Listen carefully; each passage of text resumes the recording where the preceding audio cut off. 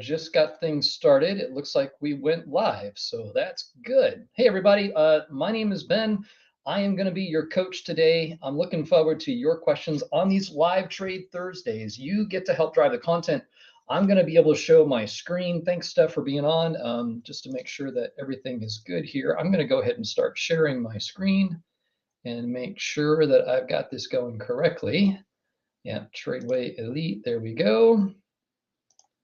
All right, there we go. We have a live chart in front of us. I'm going to go to the SPX. We're going to take a look. Please go ahead and get those questions and comments into the box. If you have a stock ticker symbol you'd like for me to look at, if you're looking for some additional information, well, those comments are really important for you to place there. That way I can get your questions answered. All right. Well, let's go ahead and get started. If you've been at a Tradeway seminar, you know that our unique slant on the market is that there is a combination of market tone, meaning what's the general news out there? What's the feel driving the specific market? And then there is a technical direction. And when you take the technical direction of the overall market, and in our case, we use the S&P 500, and when you take the general news and combine it together, that's what we call market tone. So let's describe a little bit, what do we see with market tone? Well, technically, on a technical perspective, I'm just going to zoom in here. We are in a transitionary period where we have been bearish, we have been bullish, and now we're moving into something that we don't really know. When you see these moving averages starting to come together like this is a 10-day, a 20-day, and a 50-day. When they start to cross like this, these are your first indications that things are changing. And then I start looking at the larger moving averages. Take a look. This dotted white line, that dotted white line is the 200-day, and we put it on simple, by the way. These other moving averages, they're exponential. They move faster. It's just math. It's doing it for us in the background. But EMA is an exponential moving average. We don't really have to know what it means. Just recognize it's a lot faster to react to changes. And then down here, these dotted lines, that white dotted line is the 200 simple moving average. And in this case, I've got it set on a day. So that is the 200-day moving average. Can you see how the market has really kind of danced around that line?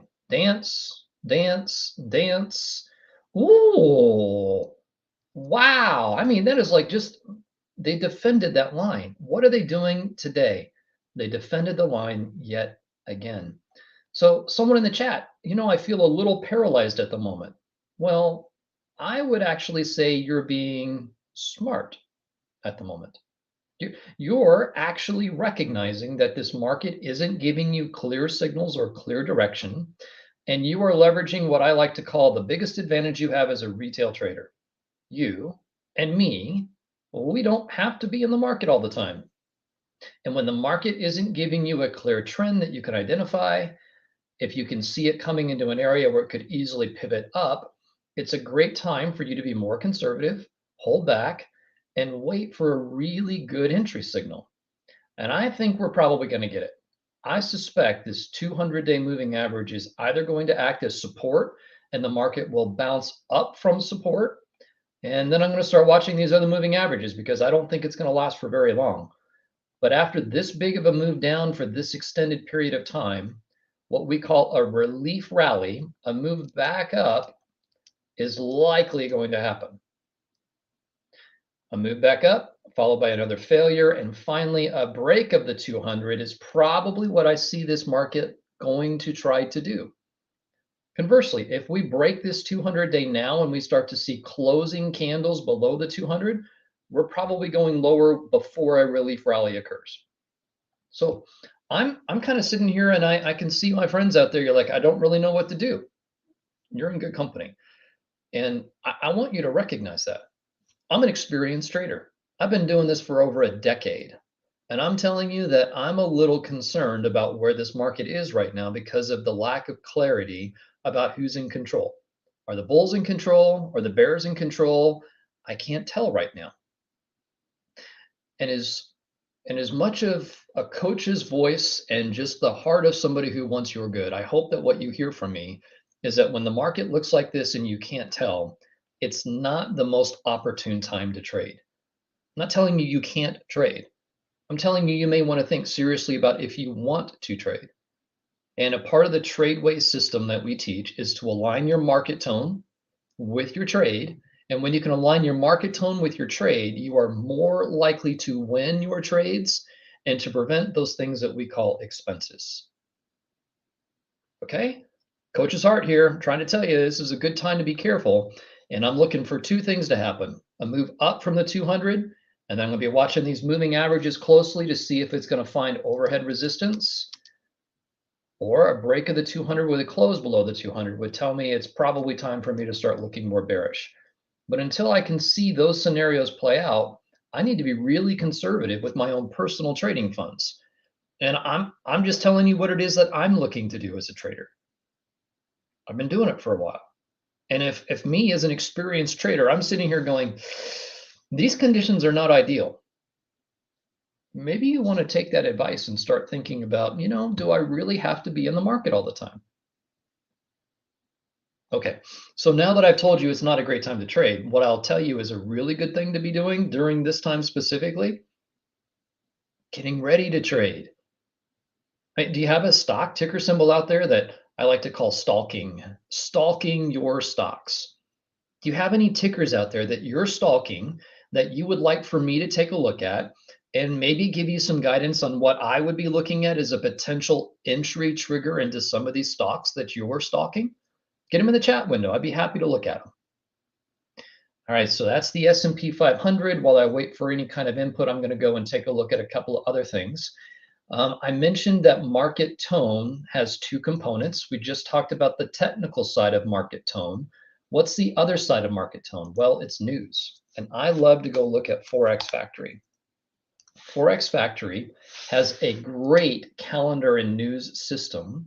And what I like about the calendar is I can actually go in and see the upcoming events. If you get our market alerts in the morning, you see that we cover a very similar view to this. So for those who maybe haven't seen this or you're new to TradeWay, we look at news items that are coming up and we start to look a little bit further out into the future to see, are there any news items that are really potentially going to affect the market?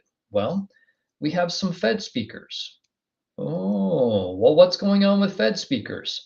You know what's causing the moves down in this market? What is it that's making this market a little nervous? It's all about interest rates.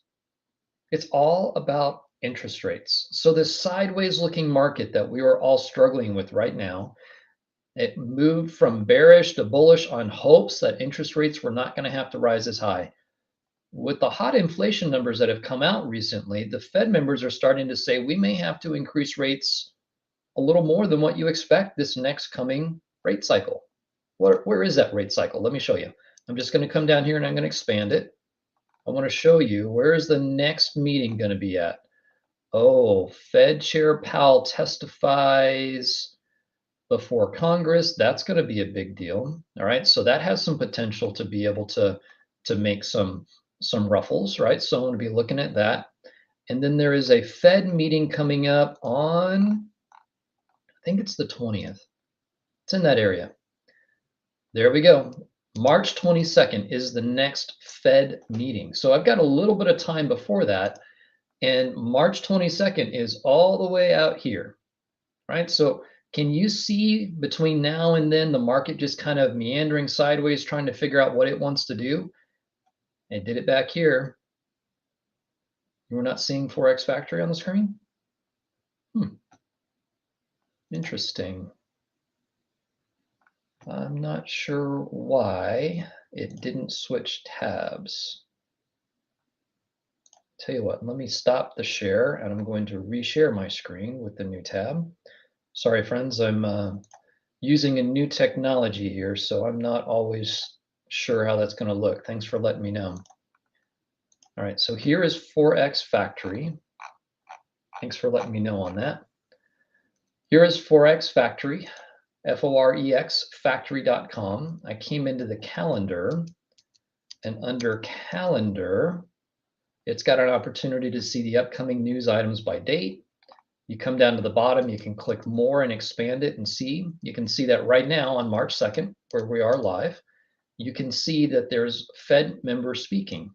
And the reason why I'm bringing that up is that if interest rates is really what's driving this market, what do you think? You think that these friends that are sharing the Fed's viewpoints might have an opportunity of moving the market? Yep, we could. ISM is all about inflation. That's the manufacturing side. And then you've got Powell testifying before Congress on the 7th. Each of these events could very easily become informative news items to our trend. If there's anything positive said, it can drive us back up in these moving averages. If it's negative, then a break of this 200 with negative news would be the sort of signs that we're looking for as traders, that it could be a great time for us to look at getting bearish.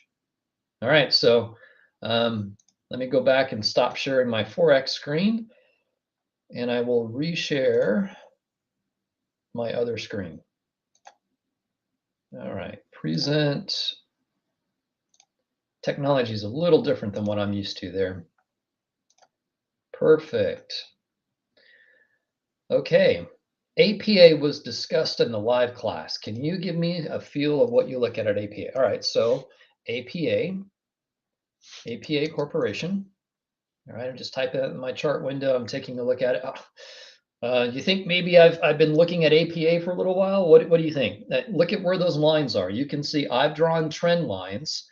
And for those that haven't been a part of the Tradeway system, we like to look at what's known as a channel, because the pivots that happen when you can start to connect the lines on a pivot of a channel, those pivots are typically a pretty good indication of where the institutions that are trading these stocks are kind of advertising their actions. Now, what I mean by that is they're not telling, it's not like they pick up the telephone and tell me what's going to happen with this stock. But when you can see this sort of consistency, this sort of price action where it comes up into an area where you can begin to identify it, that's actually how a lot of trading gets done. So I'm just going to extend these lines so you can see. Those are previous lines. I'm just going to update them. I'm going to hit save over here. Does that look like it might be at a potential good buy point for an uptrade? Yeah, it does. It looks like it might be a potential good buy point for an uptrade. But remember what I said about aligning your trade with market? If we get some good market tone, this is probably going to rise, but I wouldn't suspect it's going to rise very far. Let me change this transparency so it's a little bit more easily seen. There we go. I want you to see something to be concerned about. A 10-day bounce is great, but can you see how often it's bumped its head up against the 20-day? You may not have too long to go with this trade. So if I got into it, market tone starts to turn positive, which it could, right? We could start seeing some positive market tone as people try to get sucked into this market. A bounce up from that 200-day, a shorter term trade coming up from there would be very much in line with what could happen with market tone. But I would have to be watching that 20-day moving average, because I can see that 20-day has acted as resistance in this downtrend. Could you explain if the bear flag has developed? A bear flag is a specific pattern where it goes sideways for a while and then falls down, sideways for a while and then falls down. This really hasn't gone sideways for very long.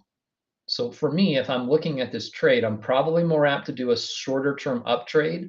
And then as it comes into resistance, kind of goes sideways to up, then I'd be doing the bear flag part of it. I don't necessarily, I see the bear flags. I mean, there's some really big down candles, but I can also see it's got a little bit of a trend to it too. It's not a classic bear flag. It could be, right? I mean, there's had some really big moves down, and what typically makes those big moves down is news. Okay, thanks for that question, friends. All right, well, with that said, it looks like I have addressed the questions that you all had on the board. I'm going to give you one more opportunity just to sort of make some comments while I go show you some general things about the S&P, some other things that I like to look for that help me with some directional trade mentality. I'm looking at these moving averages and I'm asking myself, what's the quote unquote stack? And what I mean by a stack is that when you see the 10-day on top of the 20-day, on top of the 50-day, the highest, fastest moving average, the 10-day, is on top. That means it's bullish. Now, what happened here? You see how the 20-day and the 10-day have crossed? The 10-day is crossed down through the 20. That's your first indication that a change of this bullish stack is happening. And now, if we zoom in even more, I want you to see that the 10-day is now below the 50. This is not looking good for the bulls. But the fact that that 200-day continues to be support, it would not surprise me for the bulls to make one more run at it. And then if the bears are still in control with negative tone, particularly around interest rates, to get smacked down from the ceiling as it falls. And being wedged between that 50-day and the 200-day until we have a catalyst is kind of what I expect for this market. A little bit more sideways, probably coming up more towards those Fed meetings, Chair Powell's testimony before Congress. Those are likely the news items that's going to let this break one way or the other. And I suspect, just by what I know from what's going on with inflation, the news is probably going to be negative. I would be personally trying to put a little bit more time and attention into finding some down trades. APA could be a good one. I just don't think it's at the best of buy points right now, Tina. So thanks for adding that one. All right. Well, friends, that is your live trade Thursday. It's what we're looking at on Market Tone. It's some of the items that we're looking at, and it's the stock ticker symbols that you brought for us to look at. Friends, I hope you see the value in being able to approach the market with the mentality of combining news, combining a technical direction, and then also looking at what might be catalysts that would give me an edge. And when I don't see those things aligning, I'm personally going to be very careful with my own trading funds. And I simply want you all to have a similar attitude. You don't have to be in the market every day. And when you are in the market, when things start to align with the system, it greatly increases the odds of you having profitable trades. And what is it that we're all seeking? When we come to these webinars, we're seeking what's the greatest opportunity for me to be profitable. Simply trying to tell you that right now, the systems that we teach says this is not a clear indication yet. We need to wait for that catalyst to get bullish short term, start watching the moving averages, or see a break and some bearish candles closing below these key lines would tell me, you know what, it's time for me to go get bearish. How are you going to trade? Well, you get to make that choice. And I love to tell people, I used this analogy just a couple days ago. I want to close with this. I want you to think about stock trading as you're going to the batting cage. Now, don't think of it like a baseball game where you're in the batter's box and 3 strikes, you're out. You can afford to let a pitch go by and not swing at it in the batter's box. Right now, I'm not seeing the kind of pitch that I want to take on the market. So I'm in the batter's box, I'm ready to go, but I'm not going to waste my energy because I don't think that's the pitch that I want to see. Let me see the pitch that I want. Let me see the trade setups that I want, and then I'll swing. For right now, I'm conserving my energy and I'm conserving my capital. Okay, well, I hope that was helpful. If you got any feedback, you can always contact us, support@tradeway.com. We'll have our next live Thursday session. It'll probably be Dave Verbugen back to show you some of the tips and tricks on charts. In the meantime, I hope that you've enjoyed this, and we'll see you soon.